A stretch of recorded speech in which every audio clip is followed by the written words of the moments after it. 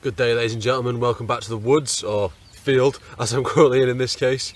Right here I have a extremely common plant. You'll find it all over your garden.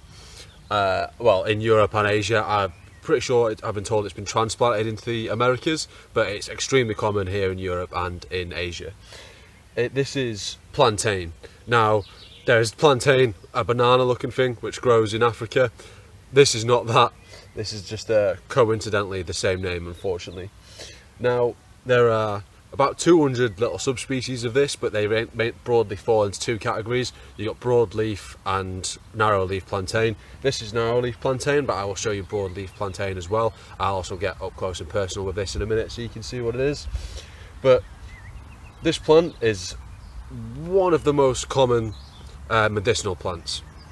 Now, it's mainly used for gastrointestinal distress, diarrhea, hemorrhoids, internal cramping, spasming, those kind of things. Mainly eating the leaves and sometimes the seeds, but mainly the leaves. Brew them up and drink them as a tea, or you can eat them. They're not very nice, they're very bitter, and they will aid in gastrointestinal distress. They can also be applied topically. They have some antiseptic qualities, so crush them up into like a poultice and apply it if you have skin irritation or a cut or something like that, and it works great for that application. Now, for more serious things, there is some evidence that this plant even has anti-cancer properties. Now, this definitely needs more research. If you do have such a serious condition, don't just use this as your only line of defense, but there is some interesting evidence that this may be an amazing cancer drug, or has development down the line for cancer treating properties. It also has evidence that it treats hyperlipidemia as well, which is, hyperlipidemia is the fancy term for high blood lipids, high cholesterol, things like that. And even evidence that it can help with type 2 diabetes. So it's an absolutely amazing plant. If the world ends, you don't have access to a pharmacy, maybe this is the type of plant that you want to take if you suffer from those conditions. But anyway, let's get up close and personal and let's identify this plant. So this is just one example. There are a lot larger ones buried further in the grass here. But let's start off with the leaves, because the leaves grow more of the year than the stems do. So the leaves are quite narrow and quite spear-shaped. They are like veins down one side, if you can see, get up more close to it, and then the other side they are quite ribbed, very obvious green, and then they grow out of the ground like that. They're not really attached to each other, they just grow kind of like a crown out of the floor, like a basil rosette. And then here we've got the main stems. They can grow very tall. This one back here is close to 3 feet tall. Just a straight stem all the way up. It is rather rigid, it's not smooth and round.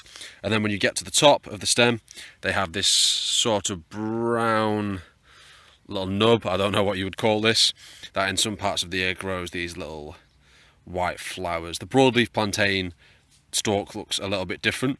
I'll see if I can find one today, but this is how you identify regular plantain. So down here, I'm along the edge of the same field, we have some broadleaf plantain. As you can see, it's got a lot of the same features. It's got these veins up this side and then the ribs across the back. They're not touching, you might not be able to see because the grass, they're all just growing together out of the, they do have the same little stem root down there, but then they just expand, they're not actually touching each other. Right behind it there we have a narrow-leaf plantain. This one, narrow leaf, and this right here down here is the broadleaf.